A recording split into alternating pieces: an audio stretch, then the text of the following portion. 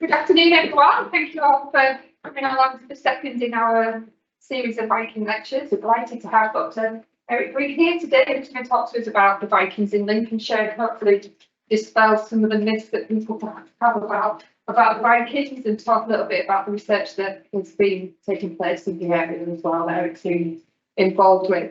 So there will be an opportunity for questions at the end.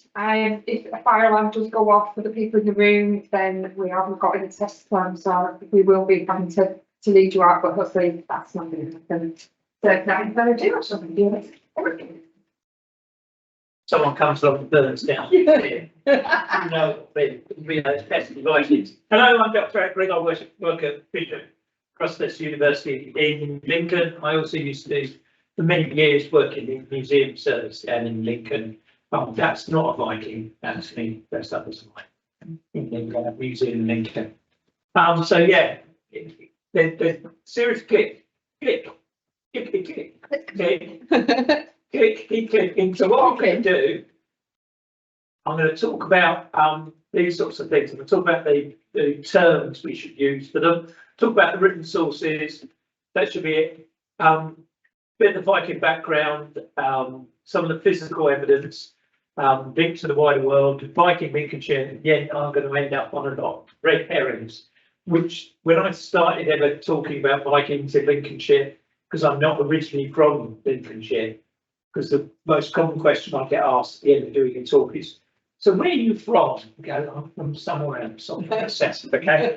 When people kept talking about red herrings, these things that they've been taught at school, and I was going, because they're not in the history books, I was going, I have no idea what you're talking about. So I've had to look into some of these red herrings, which I'll mention at the end. So if you click on, when I ask most people to describe the Vikings, there's a series of clicks going on this one.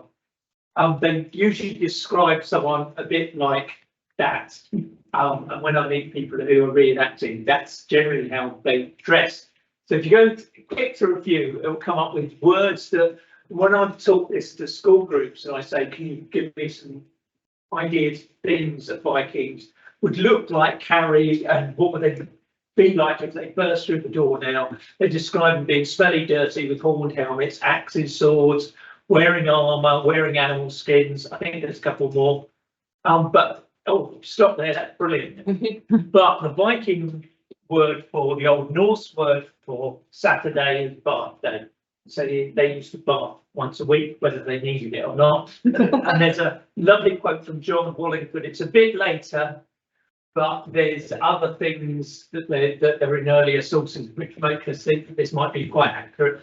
The Danes saying they're having their clothes in their hair every day and bathing every Saturday and regularly changing their clothes were able to undermine the virtue of married women and even seduce the daughters of nobles being initiative. It's cheating, isn't it? You come in here and actually smelling nice and doing a bit of personal grooming. That's cheating when it comes to pulling states. So I've got a feeling that before the Vikings turned up, you found a married woman and go, where's your husband? It must be down. I can't stand it. He's around here somewhere. So they are very clean and tidy, and that's why we find lots of combs in when we pick up Viking sites, because they are looking after their hair a lot. Do you want to click on to the next one? So that's also not a Viking. That's me. I've got a very Danish name. My parents named me after someone that they knew was Danish, which is why it's Erik with a K, which is why I constantly start having to spell my name to people all the time. I wonder if Vikings is the right term, because if you click, it will come up with something. It's going.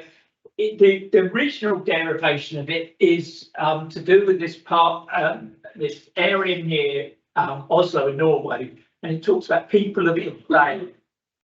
So if you click again, we think this means people of bay, people are raiding, people are coming out of this bay, and so it gets the connotations very early on as a raider, and it's not used that often in the sources of the time, though it is used occasionally.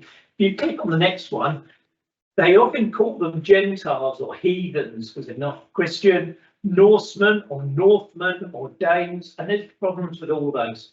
because the English have got a tendency to call anyone from their name, even if we go, I think they're actually from Norway or Sweden, that person. Heathens and Gentiles, there's a lot more evidence of Christianity amongst Vikings than you think. So all these names have problems with them. So everyone knows what we mean by Vikings, so let's stick to Vikings. I also study the Anglo-Saxons. We have a big problem with Anglo-Saxons, particularly in North America, use Anglo-Saxons to mean white person.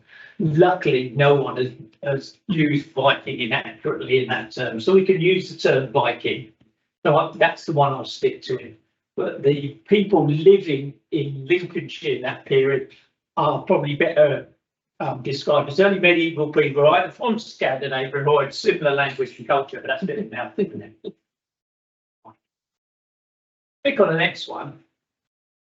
So where they fit in.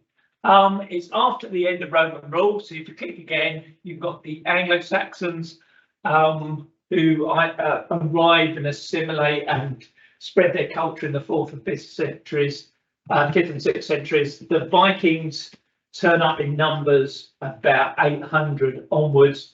And then the last lot are the Normans who turn up in 1066. And the Normans are technically descended from people that settled in northern France. Who were Norsemen, but they were completely Frenchified by that point, and speaking French. So it's his point here. So in England, the people are Angles and Saxons who they're living amongst, and the Vikings turn up. They all turn up from a pretty similar part of the country. The Anglo-Saxons, the traditions that they say is they turn up in boats and raid the place, and they're all worshipping various gods when they turn up, and the Britons were Christian. And then the Vikings turn up with boats from almost exactly the same place, and the Anglo-Saxons moan about them doing it. You just think, oh, hell with that, really, isn't it? Go on to the next one. People always tell me they didn't wear horned helmets. I'm waiting for someone to actually dig one up, and all the archaeologists who've gone, no, they didn't wear horned helmets, and look very silly. And I've always said there is no evidence they've ever worn horned helmets. So when you go and say, ha, you said they didn't wear horned helmets and they found one, I'll go, no, I said we have no evidence. So we have never found a Viking helmet with horns on them. Okay, if you click to the next one, 19th century production of a Wagner opera, and they put everyone in horned helmets. So everyone went horned helmets. But the problem is, we have found about half a dozen Viking helmets across the whole of Europe. In terms of early medieval helmets, including Anglo-Saxon ones, in this country we're up to about 6 or 7. So there are pendants and decorations with creatures on it from Viking times with horned helmets. I wonder whether anyone thought it would look cool at some point. And you're standing at the bow, waiting for the battle, you're a Viking, and someone turns up and you go, what have you got on your head? I thought, look cool. I thought this is intimidating, what else? Go, pretty impractical and about, oh, it's cool. I look like those mythical warriors that we're always putting on our belt buckles and carving places, and go, I'm not standing next to him, he looks like an idiot in that hat. So we have no evidence of it. It's fairly impractical, so the chances are they probably never did. But it's not like we went, well, that's the last look. We found every single Viking helmet, and it's not got horns on it. So there you go. So the next time people say, you know, they didn't wear horns on the helmets, go, we've got no evidence that there were horns on the helmets, which is slightly different. Click on the next one. What we got next? Oh, let's have a look at the written evidence. You click on the one coming up.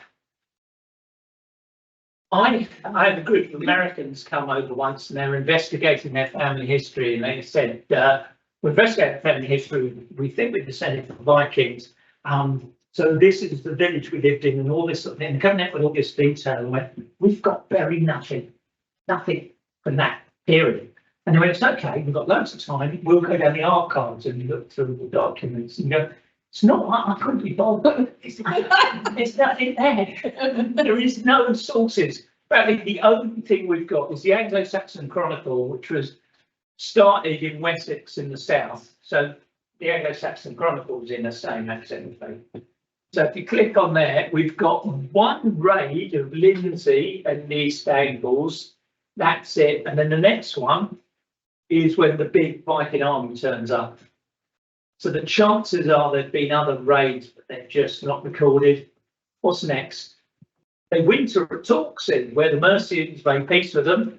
They divide up Mercia. Whoever wrote, I should be marking first year assignments, that would have got the comment next to it. What does this mean? Please clarify. What does that mean? We have no idea what that means. They divide it up amongst themselves. We've got no idea. And then later, Sven fought Beard, and last click, you should have Sven dying. Sven and his son Canute land at Gainsborough. So there's a connection there. By this point, these are not, I really wouldn't call them Vikings. These are sort of Danish Christian kings by this point. So we've got this bit where the great heathen army turn up. They spent some time at Torksey and they divide the place up, whatever that means. That's all our evidence. And this is written by the Anglo-Saxons, who were their enemy. So the Anglo-Saxons aren't going to go, some others turned up, utterly peaceful, revived all our trade networks. It was great. They integrated into the local community and taught us new skills. We traded with them and had a great time. No, as far as they're concerned, Vikings are all burning things down all the time and evil, and they're not proper Christians. So it's always in history you try and work out who's saying something rather than what they're saying and go, why are they saying it? So the Anglo-Saxon Chronicle, big events, big battles, and Vikings gone back. You want to click on the next one? It's all a bit gutsy and horrible, and people will tell me stuff that's in much, much later sagas, written in the 12th, 13th, 14th century in Iceland. They've got nothing better to do if the volcanoes have stopped for 5 minutes. They're just sitting in their houses and write sagas. So they tell this story in the 860s. Ragnar Lothbrok, okay, he's gone over to the north, been killed in a pit of snakes, and his sons invade, get the king of the north, Northumbria, everything north of the and they kill him using the blood eagle technique, hacking open his back and pulling his ribs out, getting his lungs out. It's all very gruesome. All of the things in it. However, pit of poisonous snakes in England. There's the odd adder in down in the south, but lots of we got, I think global warming's going to have to really kick on before we get many of them up here. There's no adders in northern England. So this is a load of rubbish. So if you click on the next one, it's got the translation of the original one.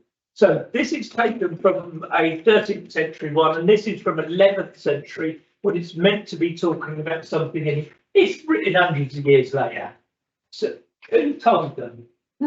And the Blood Eagle one, it says, Ellen's back and had the other one dwell, Ivor with Eagle, York cut. No idea what that means. And everyone goes, Daddy Blood Eagle. They throw him in a pit. And if you say the film The Vikings, good. Go Douglas, all that's great film. It's all got that in it. It's all a load of nonsense. So there you go. There's a lot of stuff about Vikings and the guts and the horrible things. There's a settlement in Holland that they raided, and the archaeologists dug it up and found bodies of a woman and a child have all been hacked to pieces. They're not nice people after a couple of beers on Friday night, the ones going raiding, but a lot of the stories are written a lot later. Click on the next one. What we got next? Now, the Domesday Book. Domesday Book, the reason why you got bored about it at school is because as a medievalist, it is the best land survey the rest of Europe than any of the rest of Europe's got. They're jealous of what we've got, and it gives us good insights. So if you look at Lincoln in the Domesday Book, there's a lot of people and it's thriving. If they burn everything down, how come 100 years after the Viking rule in the north, why is there a lovely settlement there? click on it, it will show you the different names of people. So you've got Scandinavians, Ulfber, Hafknuttir, and Spettinger. You've also got English names in Lincoln, Iethfred, Leithfried, Alfred, and Beothred. And the odd sort of French sounding name like Grunwald. These are the names of people before the Normans turned up, because the Domesday Book don't tell you what was going on at the time. It says this is what was happening in 1086 and this was happening in 1066. So the Domesday Book as a medievalist go, oh, there's a land survey telling us who owned everything. Fabulous.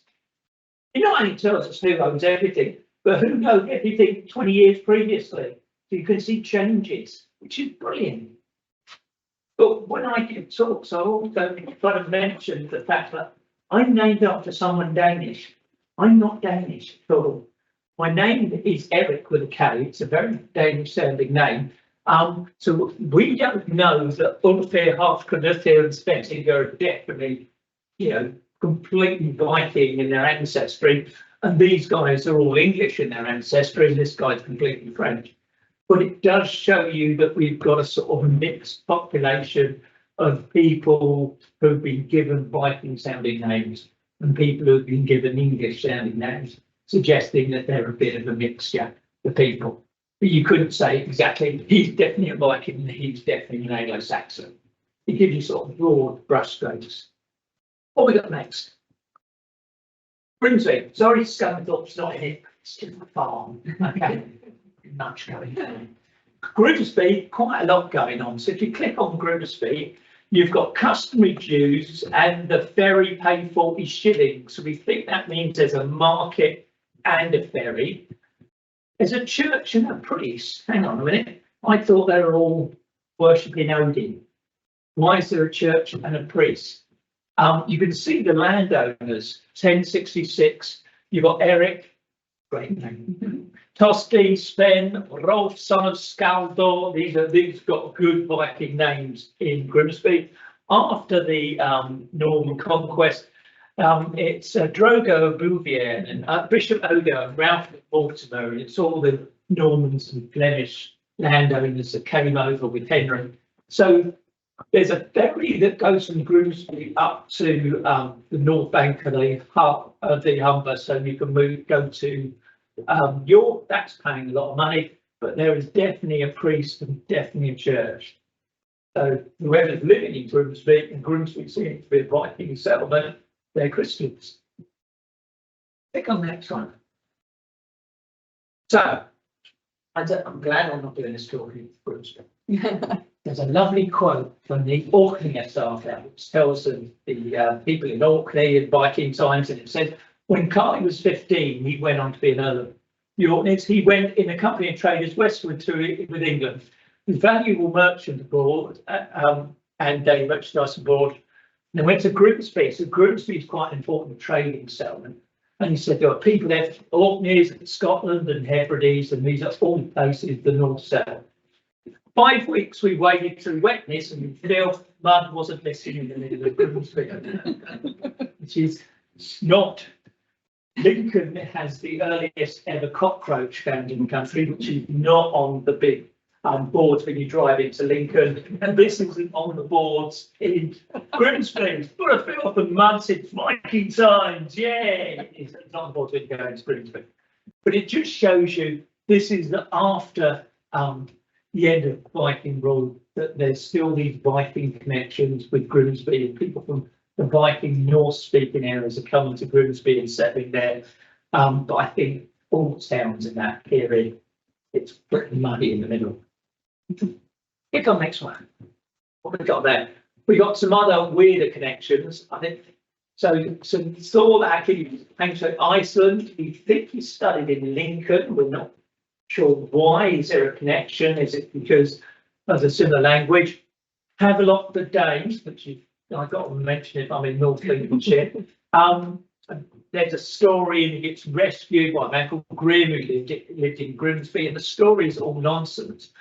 But the story has a connection with Denmark, and it's obviously someone who's writing the story out thinks that Grimsby should be linked to Denmark. So it's It's come from London Welsh tale. It's in Grimsby Charter, Hamlock and David, probably fictional, but the fact they connect in the story to Denmark suggests that in people's minds, Grimsby, that's Danes. Let's go on to the next one.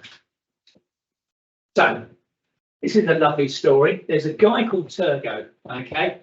He later becomes a bishop in Scotland. He's kept in as a hostage in Lincoln. The Normans like to take hostages, and if you didn't do what they said, they'd be dead hostages. So he escapes, okay? And he goes to Grimsby, where he meets some Norwegian merchants and hides aboard their ship. Unfortunately, the ship also had certain ambassadors going from William Conqueror to Norway, and when he pops up halfway through the voyage, they go, hang on a minute, he's wanted. We can't be associated with this guy. There's a bit of a fight. The Norwegian said, we're not going back, we're halfway there. It sounds like me when my kids were small. What a win, we're nearly there. Not stopping now, we're nearly there, says the Norwegians. It will make the whole trip profitable. But we've got connections with Grimsby and Norway here. There's another one. Next slide. So Henry II says, in the English, to all the Norsemen who come to the port of Grimsby or others in Lincolnshire, I give greetings, which is an odd thing that you don't say about other ports. So there's definitely connections, but long after Viking rule with this area. There's a document written about 100 years afterwards, and it says, talks about Grimsby and Norway and salted cod. So this is what we think has been exported and imported out of Grimsby from North Lincolnshire to Norway. Rooms, everyone loves rooms. Rooms. Hardly any, and it doesn't really tell us much. Fast made a good cone. It's not a particularly good cone case anyway, but that's been found in Lincoln, but they do like their cones because they like to keep their hands after warriors. So, you know, as they're raiding and burning down that monastery, you'll be going, what is that's a lovely set? What is that? That's very nice. What is this? Oh, no split ends. Condition, it's wonderful. This is another item. This is from a drop spindle when you turn wool into thread, and it has a runic inscription on it, and it says Odin and Heimdall, thou father, help thee, O Thor, and kill you. And there's Odin and there's Heimdall. There's pagan sounding people there. What's the next one? I've forgotten this. I remember put this in this morning. There's two others. Top bit is a bit of cattle bone. That's found in Lincoln Museum, and it says like heating a stone or someone's heating a stone. So I've no idea what that's all about. And this is in your gallery. And this is where I get cut off at this point because they're English rooms, they're not Viking rooms, and we're not sure what it says. I've gone into loads of people and I've had a look for myself, and I think it's a great debate over what it says. So I'm stopping this. And don't forget, cancel the milk. There are words that you can possibly make out there, but it's not. Yeah, I've got notes on this, so I'm not convinced on any transcription is. Right. So what's next? Right. Click on to the next one. So where the Vikings from? They're from Norway and Sweden, and there's nothing particular about Vikings the different from the rest of Europe at the time. It's because you get this shipbuilding revolution there, because they build ships. That's a Viking coming over. I know it's got a Viking name, and this has got a Danish name, must be Viking. These ships, they can bend with the waves, and you can get sail on them easy, and when you can get sail on them, you need fewer people to row them backwards and forwards, so you can have more warriors or take more cargo. This is the difference with the Vikings. They can turn up anywhere, so you get a fearsome reputation, which means not everyone wants to fight against them. We click on to the next one. I've been a lot of debate in Viking studies over the last century as to what they are. Are they raiders? Are they warriors? Are they traders? There's good evidence of trade. And it's nice that you've got the exhibition on about the Viking fearsome crafts, because they are craftspeople. But when you get Viking villages, is it that the Lord is now a Viking, or is it that everyone in that village is a Viking? Are they poor farmers? When they divide up the land, does that mean that they're in charge of bits, or does that mean that their settlers are plowing bits? We're not sure. So I don't think that there's a right or wrong answer for this. I think they're all missing different points. There's a bit in the Orkney saga of a guy who, during the summer months when he's waiting for all the crops to ripen and the weather's not too awful, he goes off raiding, goes back for harvest, spends a winter on his farm. And then next year, when the storms stop and the weather gets a bit better, he's just waiting for the crops to get better, he goes off raiding again. And there's various Viking sagas where someone goes off in the rain, someone nicks stuff, and then goes to a port and trades it. Are they a raider or are they a trader? It's not at the time. Hard and fast line between the two of them. Click again. So why are they turning up here? They turn up. There's a thought that the early Viking raids might be to get a bride price. So you go abroad and you nick stuff. After the end of Roman rule, there's not much trade going on for a little while, and then you start getting the emergence of little silver coins and the emergence of towns. That's what the Aldwick, the Old Wick in London, look like. In Lincolnshire, you get what's called productive science. No one's producing anything there, but they produce a lot of stuff if you go over with a metal detector. So there's a lot of wealth. When you excavate these productive sites, there's often nothing there. I don't think they're a boot fair, but people are going up and brown, hundreds of them. So that's what these productive sites are. They all vanished when the Vikings arrived. Migrant markets were not sure. So there's money, and silver's great thing to nick because you nick cows, you can't really get across it and see very much. So you've got to have precious stones and wealth. Let's go on to the next one. Everyone thinks of the Vikings raiding monasteries. When I did my MA, we did a study in charters in Kent, and you can see various Anglo-Saxon kings burning down each other's monasteries and damaging monasteries before, and then you got damage to monasteries you can see in charters that's not in the Anglo-Saxon Chronicle. So they're not the only people attacking monasteries. You're not meant to do it as a good Christian king, but Vikings turn up and they go, oh, that's right on the coast where we're going to turn up from. Those monks seem to be praying as their form of defending, which is not going to necessarily hurt us if we don't believe in that. And they've got lots of shiny kings that's going in. So that's what they do. One of the first recorded attack is on Lindisfarne. Now, when you see Vikings in the TV, they're always portrayed as these super uber warriors, which is a middle-aged man with hasn't got six pack. I always think, yeah, but it's not. And they also have their shirts off all the time. Why have they got their shirts off? It's Norway, it's Iceland. It's not shirts off sort of land, is it? It's not like, Tenerife or Benidorm.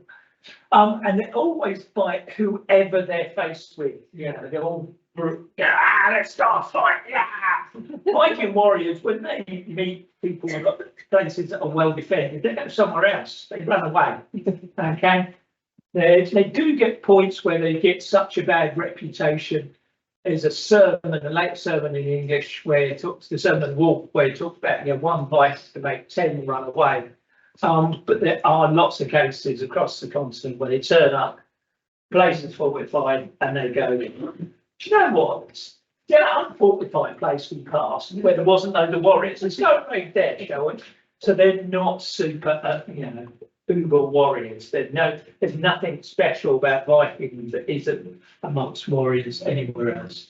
But yeah, it does all really. This is all absolute garbage. We'll click on. So come for the plunder, stay for the trade. They end up half plundering, half trading across large areas of Europe and into down into as far as Asia. So they're trading or raiding around this area initially. There's lots of trading ports here that they can rob or they can stop off and sell things out. They've got very nasty habit of taking slaves and selling them down into the Mediterranean, and they of course went to as far as the North Atlantic, across to America and Canada. Not many of them though. This is where they're mainly concentrated. Danes are mainly going around here, the Norse that way, and the Swedes down the river system of Ukraine and Russia. So the Rus are a mixture of Vikings and locals. The biggest, earliest Rus capital is Kyiv. So let's go on the next one. But the big thing that happens is there's other groups of raiding Vikings, and they meet up in these islands at the mouth of the Rhine, and the Vikings islands because no one can get them. And they all go, do you know what? You know, we come up each year and raid England.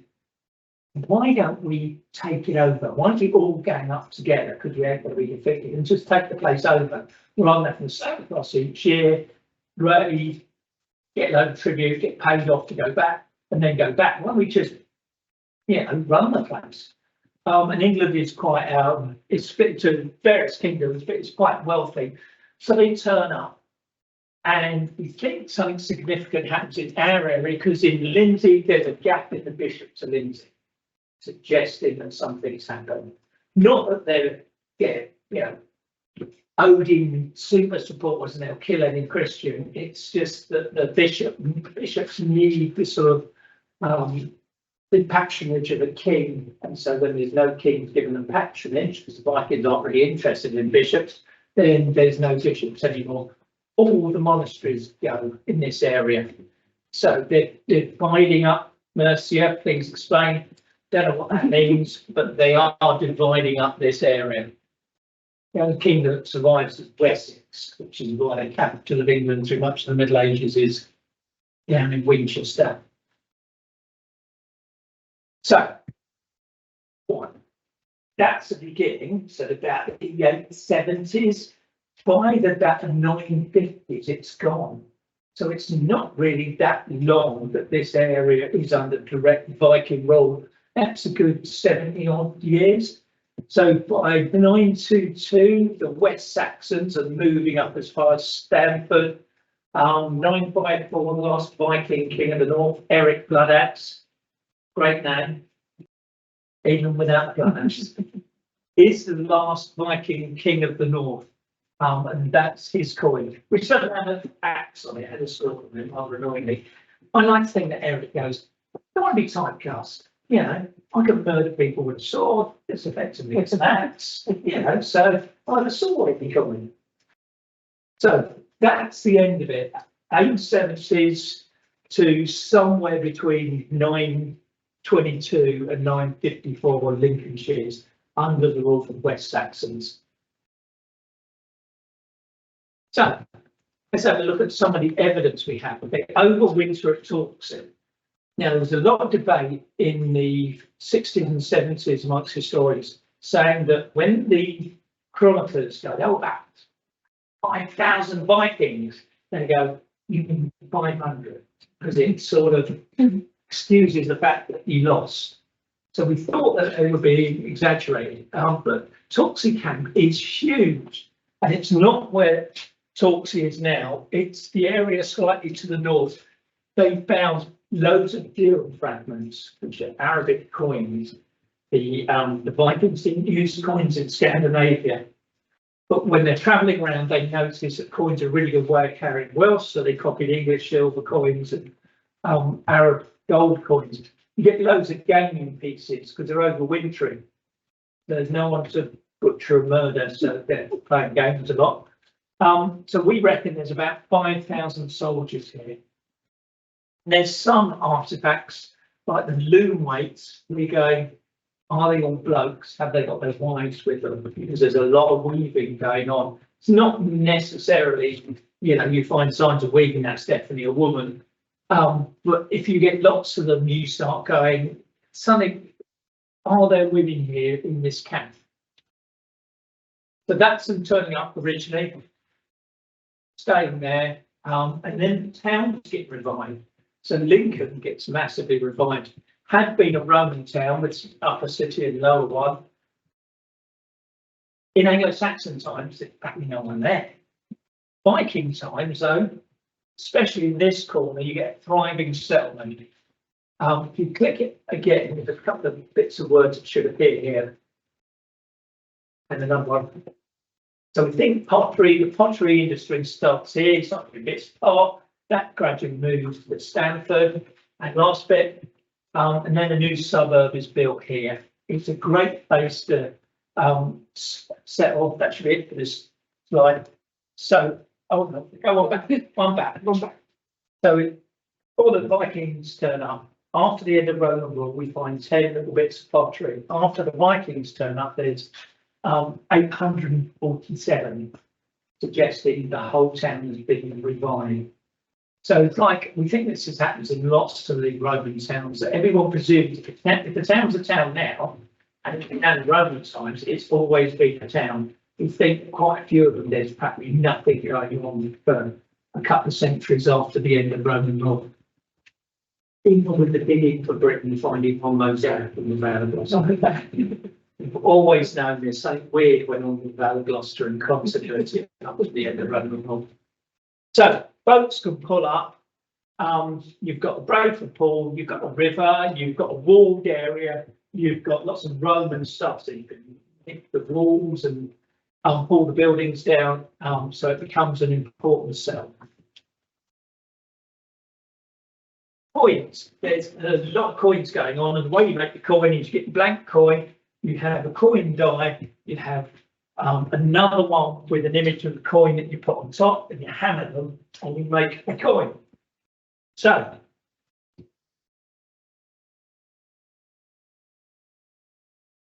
I'll pass over a York coin. It says Eber-Arken, and it says St. Peter on it. So this is a Viking stamp coin. So Lincoln becomes a really important mint at this point, minting loads and loads of coins. Carry on.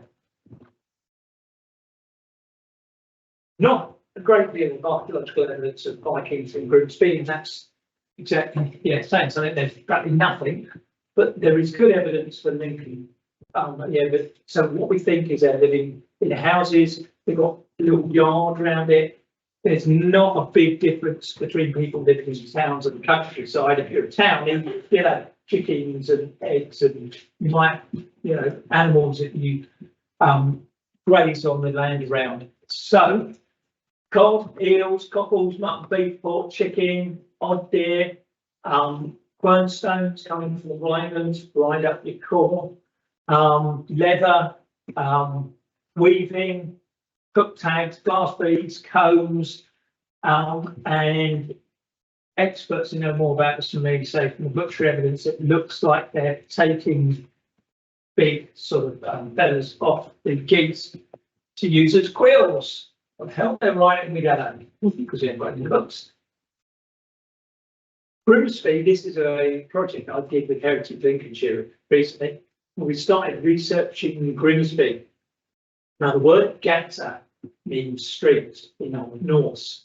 So something gate is not there was a gate there. It's an Old Norse name for a street. So looking at the earliest versions of names, I'm trying to work out if they were Norse. We tried to work out the shape of Viking Grimsby. So this is what we think Viking Grimsby could look like. There's a little confusion bit there. There's Cartergate in Grimsby, which was this gate at the end. Maybe that's a Viking name. But there was excavations next to Cartergate that suggested nothing there until the 12th century. Then I suddenly twigged it's for the carters to go, because Cartergate goes along here, so the carters don't have to go through the filth and mud of Grimsby, so they can go around the outside. It should be wagon gate if it was Norse, but it's Carter gate, suggesting it's Middle English. So the Norse street, that bit's carrying on as a local dialect after Norse ran out. And this is where we think it is. So St James's is not the original church. The original church is St Mary's, which is gone. So if you know Grimsby, basically that's the town hall, that's the railway station, that's St James's Church, and that's Freshman Place, and that's Viking Grimsby. We think the port is south of where the barge is now, nearer where the town hall is, but that's been filled in because that port, the wharfs there and the streets there have been excavated when they're later medieval. I think there's a dike going around it. There's a bit of a dike being found near Alfred's Terrace, and we think a dike may have gone around it because it's not found here. I think it might be there, but that's a massive guess in terms of the dike. So that's what Viking Grimsby would look like, which would be the main town in the north of Lincolnshire. So who ruled? There's a couple of coins with some of the Viking kings brought in, but they generally don't. So I wonder whether, if you click it one more time, whether it's like that bit in Monty Python and the Holy Grail, where it goes, "Oh, woman, man, sorry, who's your king?" We're not. We're an autonomous anarcho-syndicalist collective where we have made decisions jointly. The Vikings are very good at this. The earliest parliament in Europe is the parliament in Iceland. So they have what they call themes or teams, which is their parliament. So the first thing I ever got published was Margaret Thatcher claimed that the English Parliament was the oldest parliament in the world, and I wrote a letter and going, it's not the oldest parliament in Europe, that's in Iceland. It's not even the oldest parliament in the British Isles, that's the one in the Isle of Man. So they're very good at having these collective meetings of not having kings. Iceland never had kings, for example. So perfectly possible they're self-governing and autonomous, and they meet up and make decisions. So how do they organise this area? Lincolnshire only becomes Lincolnshire as one thing in the Domesday Book, and it's part of a confederation of 5 important Viking towns: Lincoln, Sandford, Derby, Leicester and Nottingham are 5 important self-governing Viking towns that emerged in this area. Some of them are based on old Roman towns like Lincoln and Leicester. Others are like Stamford and Nottingham and Derby. We're divided up in a very Viking way in this county. So 3 ridings, like Yorkshire's got 3 ridings. We don't have hundreds, which is the subdivisions, counties like we do further south. Got wapentakes where you meet with your weapons to make an agreement. To be a free man, to have to talk, you should have weapons, and when you do so, you bang your pommel of your sword against your shield to say that we agree. The estates are soaks, that's different to the south and the West Midlands. And in the Domesday Book, 21 of 26 main landowners got good Scandinavian names, and over half of the tenants. We haven't got peasants' names, we don't know. So I don't think it might be fashion. There's a lot of Anglo-Saxons might have adopted Scandinavian type names, but I think that shows there's quite a few people moving into the area. Viking houses. Really, the weird thing about Viking England is there's no real Viking houses. So if you go to York and you see the houses, you'll go, oh, that's a Viking house. Maybe as someone that predominantly studied the Angles and Saxons, I'd look at it and go, they're Anglo-Saxon houses. That's what an Anglo-Saxon house should look like. That's reconstruction from Westow and Suffolk. And that's what Viking houses in this country look like. They do not look like the long houses that you get in Iceland or Norway, or sometimes in the islands of Scotland. But they do like having their hogback tombs, which look like a long house. So it looks like it's got pantiles, slices of wood as the roof. rather than being thatched. And that's a reconstruction what we think of houses. Viking houses look like in Lincoln, they look incredibly Anglo-Saxon. So it's like they've come, they've mixed with the locals, they've adopted their building tradition, they're living in Anglo-Saxon type houses, but they want to be buried underneath what looks like a longhouse. So this is where I'm from. This is my heritage. So click on the next one. This is something that's on an artist has done recently. This is what we think Viking Lincoln would look like. All these lovely wooden houses. So links with the wide world. There's a lovely piece of scarf that was found in Lincoln, which is from the weave and the weft of it. You can go. That's the same as from the same piece of cloth that one found in York. So York will say it was brought over. It's probably young people at that point who knew how to make silk. Were the Byzantines, modern day Turkey was basically in the Chinese. So we think this is Byzantine. Could have been Islamic, maybe, probably Byzantine. So York thinks it was taken up to York, divided, and a bit went to Lincoln. But no, this is Lincolnshire. And Lincoln was divided up and a bit went to York. It's obviously an obvious conclusion because we're slightly nearer to Constantinople.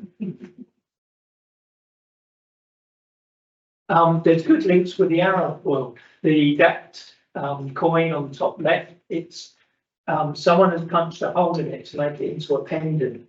Annoyingly punched the hole right through where it has the name of where the mint is. It's really irritating, but we think it's here in northern Afghanistan. Doesn't mean some Viking living in Lincolnshire have been to northern Afghanistan. What it does mean is someone's trading with someone who's trading with someone who's trading with someone who's trading with someone in North Afghanistan. That's the links. These are bits of Durham from Torksey. So we're connected all the way from Viking Lincolnshire all the way to the Middle East and to Arab countries. There's a lovely coin slightly before the Viking times of Offa.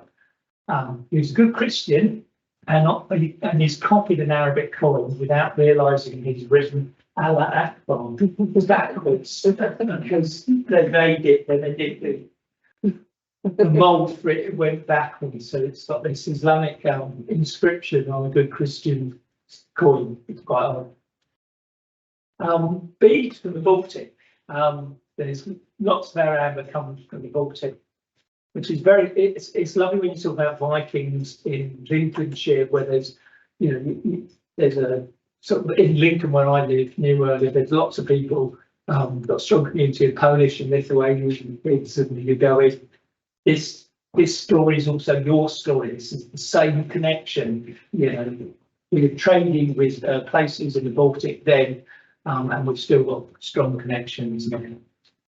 This item, it's broken, so there should be another creature going that way. It's got teeth, and it's like a cone. It's about that big, so it's not a cone that you use unless you're Charlie Chaplin doing in the stage, because it's too small. It's not something that you'd steal because it's not very special. And most of these have been found in northwest Russia and in the Baltic states. So we think it's a local symbol of identity. We found one in Lincolnshire, suggesting that someone had been back on the border at that point. It's when people go, they're Norse or they mixed with lots of people. So when they looked at the DNA of people in Iceland, they were going on the matrilineal side, on the female side, they had a lot of Irish DNA because they'd gone to and married Irish women and then gone off to Iceland. So the Vikings mixed around with people that they met at each and every time. Slavery, there is slavery going on in Viking times. They are, if you lose battles, you've got a tendency to be enslaved unless you're important. There's none recorded in Lincolnshire in the Domesday Book, but the Lincolnshire is one of the earliest ones that gets surveyed, and we think they've not really got into their stride. They record in the Domesday Book what which is read. So sometimes you might have a priest recorded but no church, or you'll find 3 parishes that all have half a mill. You know, how can you have half a mill? And it's because it's shared between 2 parishes, but you add up the halves of mills in certain counties and it ends up being a half, and you go, should round up to a whole number. So there's odd things going in the Domesday Book. So I like to think that the Vikings in Lincolnshire didn't practice slavery, but chances are that some of them did at some point. I think with slavery in this point, it's more that you're unfree rather than you're chained up. There might be more of that going on. This area, surnames. You get lots of Viking surnames in this area, but surnames were adopted much later and may not necessarily tell you who all your ancestors were. You get lots of Viking place names, but we have to be careful because Throp is an Anglo-Saxon word and Thorpe is Scunthorpe is a good Viking word, so you've got to be careful when you work it out. We think DNA evidence is problematic because the Anglican and Saxons and Jutes came from northern Germany and Denmark, and lots of the Vikings came from Denmark. So trying to tease which contribution is which, but I think about 5 to 20% of the DNA might in this area might be Viking. That's not to say that 5 to 20% of the people are all pure Vikings. It would mean your average person has up to 20% Viking DNA in them. By place names, Thorpes and Nesses. Good way of looking. I can't think of anywhere ending in Thorpe at the moment. So I think there's somewhere around. Isn't there somewhere around it? Probably. None in the Fens. We're not sure why. Is it the Fens are really marshy? Is it because whoever's living in the Fens is counted in the nearby biggest village, which is so it's there. The Domesday Book makes it look like you get salt works from villages in the wolds, and you go, well, you ain't got salt works, so you need to be on the coast. Oh, you own a salt works on the coast. So the Domesday Book, yeah, it takes a bit of reading in between the lines. I usually get groups and ask them, this phrase, take us to go, you click it. Which word is going to be the Viking word? Generally speaking, everyone goes, that's the Viking word. Sword, Viking. But if you do click, the Viking word is take out the tree. The languages merge. Old English and Old Norse are a million miles from each other, and they merge together and they start to simplify. This is a process that goes on through Middle English. The Normans come over, French is written, Latin is written, so English is a spoken language, and when such is spoken and not written, it's kicked about and misused a bit, which is why all the plurals in English got to a point where everyone went just stick an S on the end.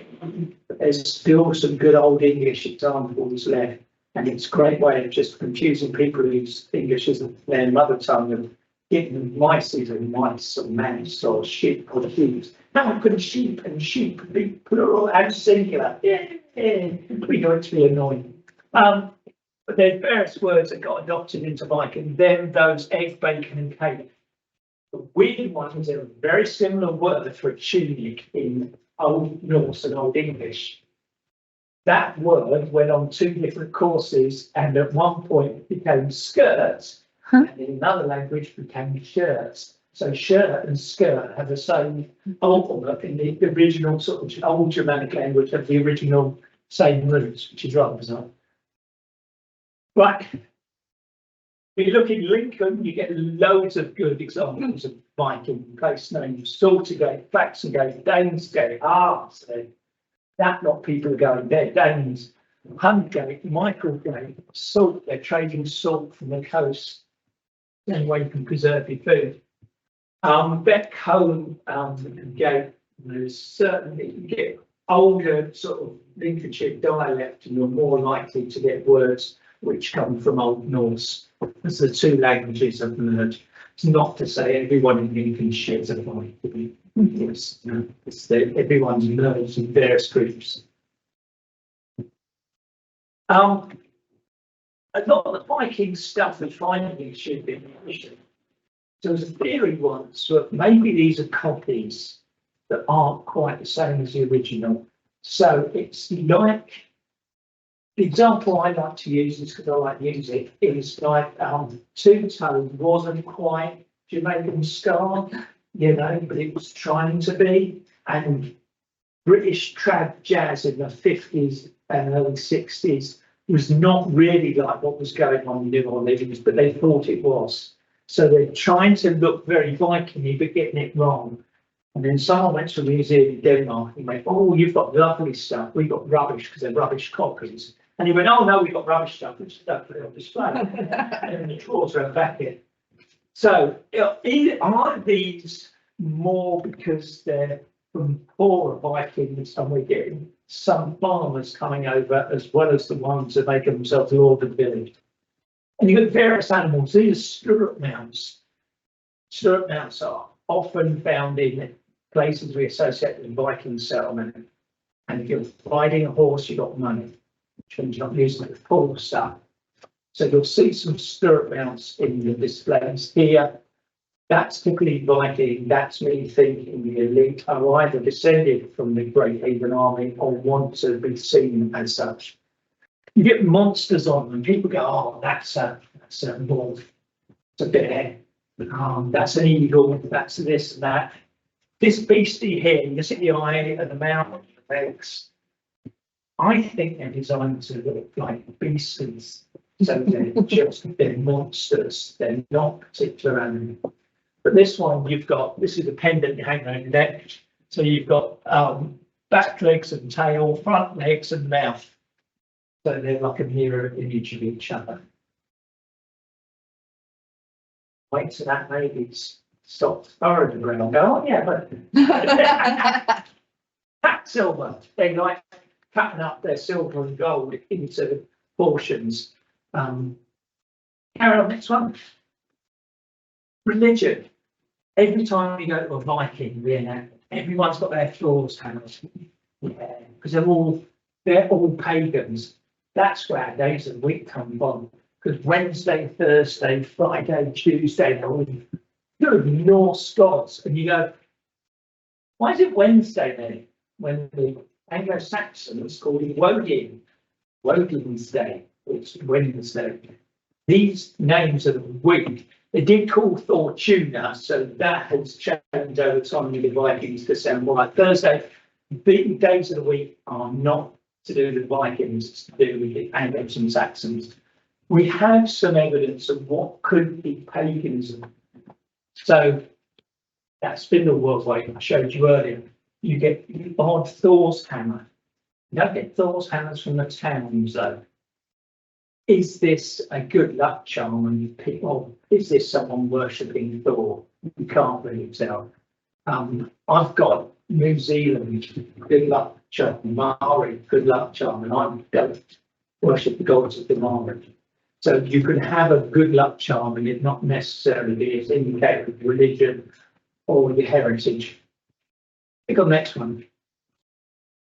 See, the thing is, although there's a gap in the monasteries and there's a gap in the bishops, and we need royal patronage to have a monastery or a king, there's no gap in the churches.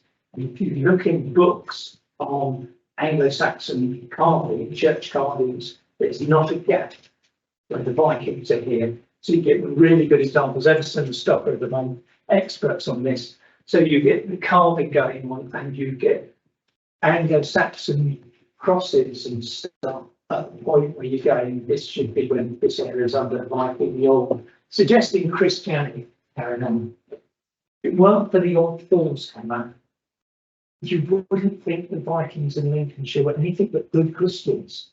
There's no story of anyone coming up and needing to convert them. Bede's ecclesiastical history is all about the Angles and Saxons being converted. No one needs to convert the Vikings. No one's going through each stand here and up to York going, let me tell you about Jesus. That doesn't seem to be happening. The Vikings very soon, whatever religion they had at the time, were adopting Christianity as their settling and merging with the native population.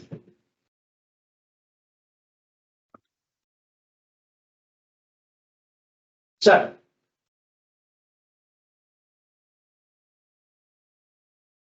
penny that went round, no one needs it with that. There's St. Peter on one side, the Lincoln Column says Martin, because that St. Peter's is again the York Minster, St. Martin, is a church that's now gone halfway up Lincoln High Street on the left. And we think that's where the market was. So they have a saint. Whether these coins are being issued on Saint's Day or something, you're not sure. Whether it's the priest gets to witness anyone making an agreement, we're not sure. But this is a St. Martin coin, a replica, not an actual one from Lincoln. And it says Lincolnia on it, and it's got a cross on it, and it says St. Martin. So whoever's the Viking to Lincoln, they haven't got kings on their coins, but they have got Christian symbols. So that's what they look like. And these are in Grimsby. St. James is built shortly before, we think, the Domesday Book. St. Mary's vanishes. St. James is there. It's a big church. There's this massive, there's a whole series of church towers in Lincoln, which date to just after the Domesday Book. But the population seems very Christian. And there's some that predate the Vikings and carry on. I'm going to finish off with the red herrings. These are the ones I kept getting people go, well, what about? And I went, I've never heard of that, so I had to look it up. Got killed, Borough of Marsh. There were finds found there. We think it's probably older, but the finds that were inserted in the edge of there are 6th and 7th century. They're not Viking, they're finding. That, don't tell anyone from sticking their set because they've had them here. That is not a Viking reference. The Swallow Hills are Neolithic, and we should be able to work that out because the name spell how predates the Vikings. It's all British. So these are not Viking burial names. The next one, the Battle of Threadhill. I got loads of questions when I first came to Lincolnshire. Oh, yeah, it's fun. What about the Battle of Threadhill? Never heard of it. Never heard of the Battle of Threadhill. Don't click yet. Right. Battle of Threadhill is named after the 3 kings that fought there. Okay, so it's Anglo-Saxon kings, Godfrey and Wybert. And no, 2 Anglo-Saxon kings, but 3 were buried after the battle. And the Vikings were led by Guldbrand, Basseg, Oscatel, Hafton, and Hammond, not Richard Hammond. So, this is the supposed battle that happened in 870, and it took me a long time to work out what on earth people were talking about. You click once, there's a chronicle called the Chronicle of Cronion of the pseudo Ingolf, because it's meant to be written by Ingolf, but it's not. From about the time he was writing onwards, which I think is up to 14th century onwards, it does seem an accurate chronicle. It makes up loads of stuff in the past. So it has this whole bit where Cronion Abbey keeps the Vikings out from the outskirts, from the edge of the Cronion Abbey estate. And they're roaming along this hedge, stopping the Vikings jumping over the hedge. And you go, they're not just jumping over the hedge to go and do a bit of scrumping. It's a massive army. What kind of, if an abbey's got enough troops to keep a Viking army out, you just defeat the Vikings. And it's just nonsense. It's full of nonsense. But it's Cronion Abbey claiming to own a bigger estate than it is. So this is part of the story of the edge. So they're claiming areas. Oh, we know about that, yeah, because that church was under control of Cronion Abbey before the Vikings. Because when all these monasteries got rebuilt, like Bartley Abbey, all these Amish monasteries, they went, oh, before the Vikings set up, we own that. And and that, and that, and that. It's like walking my dog around the park, where there's weeds on a tree, this tree's mine, this tree's mine. This is what's happening in this theory, is the monasteries are making up stories to show that they own. And so back at the Three Kingdom, when I looked this up, I was going, there's no Lithric and Viber, kings of England in the 870s. These are not known. We're in additional kings. So where are these kings from? And these names look like, you know, when you get really bad sort of sword and sorcery fantasy novels, and they make up the names of the kings, and you go, Gogren, yeah, Gogren the Mighty, yeah. He bought the Rowdian Empire and all this. He's made up these names. It's rubbish. Ingham Place names predate the Vikings, so that should be an alarm bell. So it's got nothing to do with it. And the Trippingers, which seem to be a sub-tribe, there is, some of them look made up. Hammond, one of the leaders of the Vikings, got an English name. It's a bit weird name to have for a Viking. The whole thing is nonsense. It never happened. The battle happens over 2 days. I met someone once and they went, I've been down the village and what's happened, the battle happened. And we go, yeah, that's because the Vikings made it up. Never threatened them very well. So he went, right, so the Vikings came down that street, and then they stopped there, and they fought there, and they fought there, and then they were pushed. A battle lasted, you don't get battle lasting 2 days in those days, because basically, how much energy have you got to hit someone over the head with some big sharpened bit of metal? The battle's not over by a couple of hours. Then they're going to get very tired and they're going to get an axe in the head. You don't have 2-day battles. So it's not something that happens in this period. So the whole thing is made up. Got nothing festival with chicken. I'm thinking, so anyway, wish them all the luck. But the battle of Threakenham, it probably never happened. If it did, it's by pure fluke and someone's made up one on the same side, which is very, very unlikely. So those things didn't happen, I'm afraid. So, there's some conclusions here. So the end of Roman rule, trade collapses, it starts kicking off soon.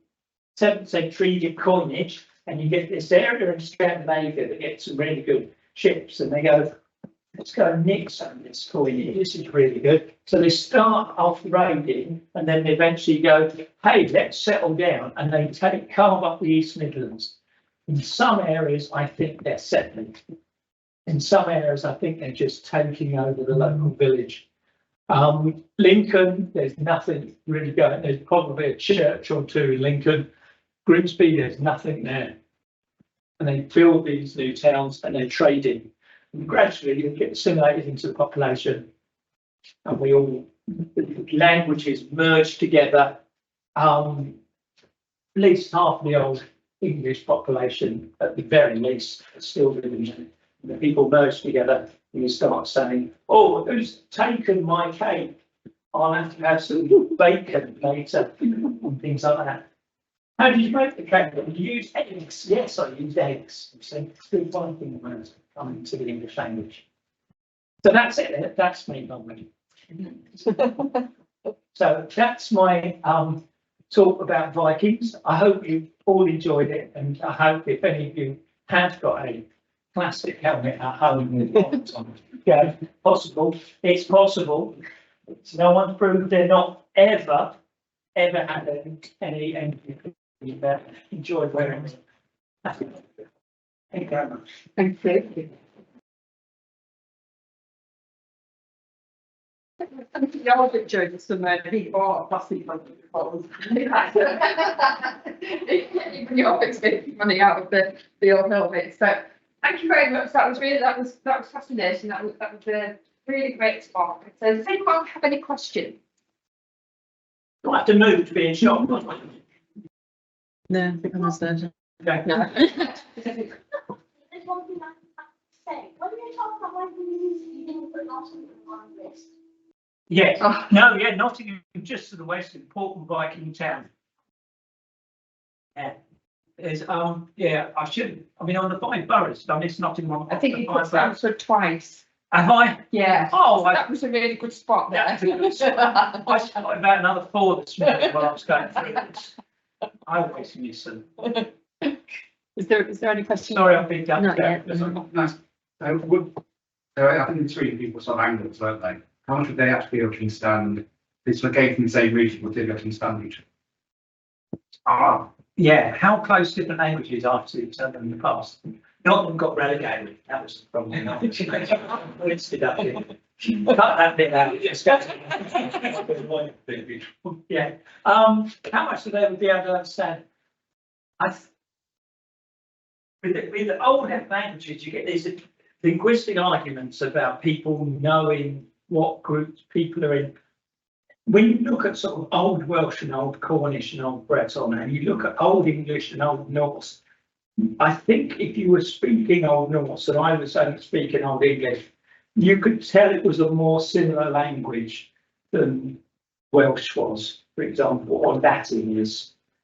You could tell that there are some words in common. I think it's like, I remember when I was younger, interrailing around Europe and an Italian arguing with a Spaniard ticket inspector, and there was enough words the same for the ticket inspector to know he was being insulted. So I think you'd be at that level. There's words would change, but then you'd find another word that meant a similar thing. I think you'd be able to go occasionally, the thing me, and you'd go, yeah, I know what you mean. I think, very basic. You couldn't have a discussion about philosophy in 2 languages, but, buying and selling stuff you could. There's one thing that I forgot to mention, which I think you might have on display, is in Lincoln, you start in the production of book tags, which it's the first time where someone's not going, could you make them in brooch, which is someone's mass producing stuff, sending it to the market and doesn't know who's going to turn up and selling it. So you start to get that in sort of in the Thames. And you get these hook tags across the whole of Lincolnshire. But in the early Viking period, stuff that are produced in Lincoln, you're not finding in the north of the county, suggesting that there's a lot of sort of regional specialisms. But when you get nearer to the time of the Normans, you get things down across the whole county, so you could stand around across the whole county, or got tags across the whole county. A silly aside, perhaps they went around with their shirts on because they went up a Viking in the summer when it was warm. A shirt with blood on the down in their chair. Then again, it was all topless all the time. So like, you want to go down Lincoln? Yeah, the market. He does his little hook tags, and you can tie your shirt together, and you stop doing that all the time because that's stupid. But yeah, there is. If you Google Vikings, the sort of image of Vikings of these uber sort of like strong male things. I mean, the other thing that I, as someone that loves the Vikings, I find really annoying is when you get, and it started in sort of World War II and carried on, is you have the far right adopting rooms. There's nothing fascist about rooms. There's nothing fascist about the Vikings. They'll go on, settle anyone and, mix with anyone whatsoever. And you see all sort of like far right groups who've got rooms on them, and you go, it's not a thing. It's not. Why do you think that's a fascist thing? It's just an alphabet, and it's when you see that, and then you study Vikings, go, ooh, I don't want to think about that. It made me feel dirty. You might think about the Vikings as real people. But the rooms are very rare. On a couple of sheets of A4, you could write down every runic inscription you found in England. If not, ask sums of it anyway. Yeah, I go to Viking festivals and everyone's got a sword and a shield on that sort. It's very interesting. There's a thing which I think will relate to your little display out there. I did go to the Grimfest in Grimsby. I got this cheap because it's lost a cup of tea. This is how to make cones in this period. So you'll have a sort of bar here and a bar here, and you have sort of squares of bone or antler and you put the squares together between the two bars and you rivet them together, and then you saw them to make a cone. Now, as a bloke who's got a shed, that's not how I do it, because if you're sawing the teeth and they did break like that, you'd have to take the whole thing apart. So again, I'd saw the squares and then put the cone together. That's how I did them. But they don't, because you find some half made with the squares and some of them are sawn through. So I want to go back in time and go, why did you the squares you put in the cones? Why did you saw them after it's all connected together? Because it would just didn't it break, just start again.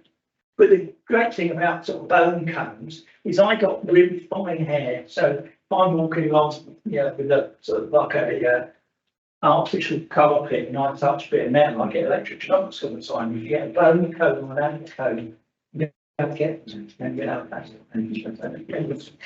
and of course because deer drop their antlers, you can still make a non sort of harmful to animals version of the dropped antlers. So, actually getting there's weird bits in language. The Irish word for feed comes from Viking. We wouldn't know otherwise, but it seems that the grinding beans is a Viking thing in Ireland. You only know that from the language. It's a Viking. The Irish word for bean is a word that's someone who knows linguistics better than me. It's a sure thing. It's a Norse word. Then only one Norse word in French that I know of, and that is the word for lobster. Oh, really? So, because that's come from Normandy, because they're doing a bit of fishing lobsters. So the French word for lobster is derived from the Norse. Stupid things in history and languages that they pick up things that sometimes we can't explain. Any other questions? When you go around, have a look in the Viking case, and you can see all the different animals, and you can see the stirrup mounts, and the stirrup mount should go there and hold your stirrup on. And you can see this. I think there's some hook tanks in there and various other bits and bobs. But you can see also with your Viking craft person exhibition how they made things and sort of put things together, which is quite fascinating. There's certain bits of experimental archaeology I love is when people start, but the archaeologists say presume X and someone makes it and goes, that doesn't work. And you get these sort of like these dialogues of people going, how does this thing fit together?